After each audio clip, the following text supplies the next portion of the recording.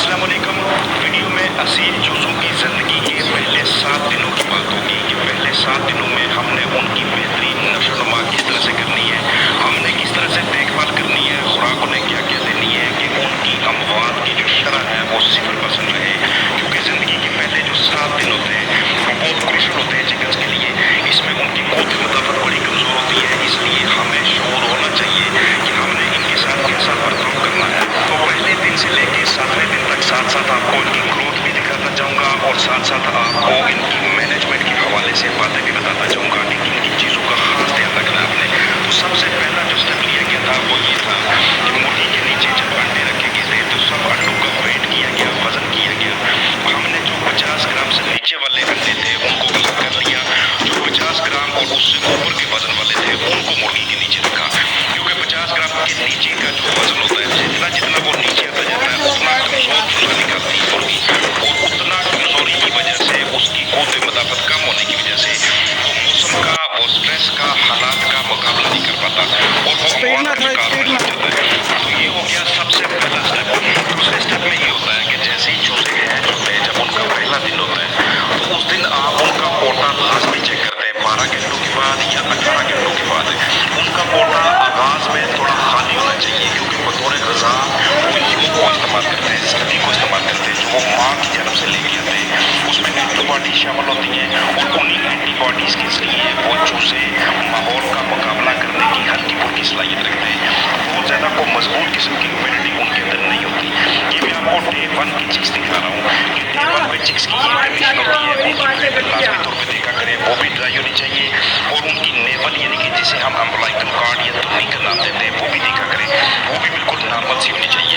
अगर आपको कोई ऐसा चूज़ा नज़र आए कि जिसकी नेवल हल्की सी इस तरह की हो कि जिसमें नमी ज़्यादा हो या जिसमें जहाँ पे जख्म लगा हो, तो उसको फौरी तौर पे बायोटीन लगा के फौरी तौर पे उसके ऊपर कोई ऐसा जरासीम कुछ मटीरियल लगाएं कि जरासीम ज़्यादा ना हो उसके ऊपर।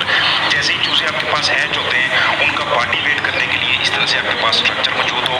इसमें आप देखें कि अगर किसी वजह से अंडे के अंदर ग़िज़ाइयत कम होने की वजह से या न्यूट्रिशनल वैल्यू कम होने की वजह से कुछ चूज़ों का वजन कम आ गया है, तो उन्हें आप फौरी तौर पे अलग करके उनकी हैंड फीडिंग स्टार्ट कर दें पहले ही 2 दिनों के अंदर अंदर। हालांकि ये थोड़ा मेहनत तलब काम है, लेकिन चूंकि वीडियो का टाइटल ये है कि पहले 7 दिनों के अंदर मोर्टेलिटी को हमने 0 क्यों रखना है, तो उसके लिए मेहनत करना पड़ती है फिर। तो स्टेप में ये हो गया कि चिक्स को अलग करके उनको हैंड फीडिंग करानी, हैंड वाटरिंग करानी। अगर आपको मलाई दस्तियाब है या फिर आपको दही दस्तियाब है या फिर आपको कार्बोनेटेड मिक्सचर या अल्फाल्फा सिरप इस तरह की कोई भी चीज़ दस्तियाब है या फिर सेब का सिरका, तो ये उन्हें लाजमी तौर पर दें। खासतौर पर जो उबले हुए अंडे होते हैं आगाज में, ये बड़े इंपॉर्टेंट किस्म के होते हैं। तो इन चिकन्स को हमने घरेलू पैमाने पे मैगर्स बना के भी दिए, इंसेक्ट्स भी बना के दिए जिन्हें हम घर पे रेस करते हैं। उसके अलावा हमने इन्हें स्प्रोट्स भी दिए और मुख्तलिफ किस्म की दालों के भी और सोयाबीन के बीज के भी। तो आस्ता आस्ता से इनका बॉडी वेट जो था वो 28 से 30 ग्राम, 30 से 32 ग्राम, फिर 34 ग्राम, इस तरह से कर करके वो डे बाई डे इनका वेट बढ़ता गया।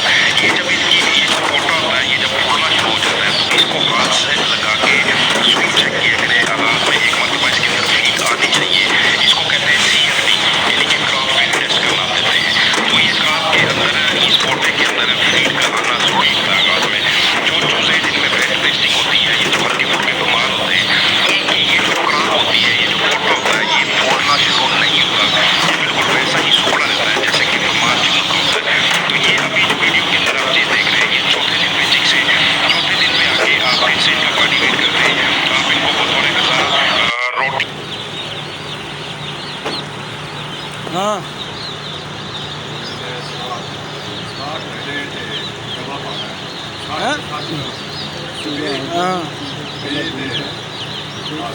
हाँ 100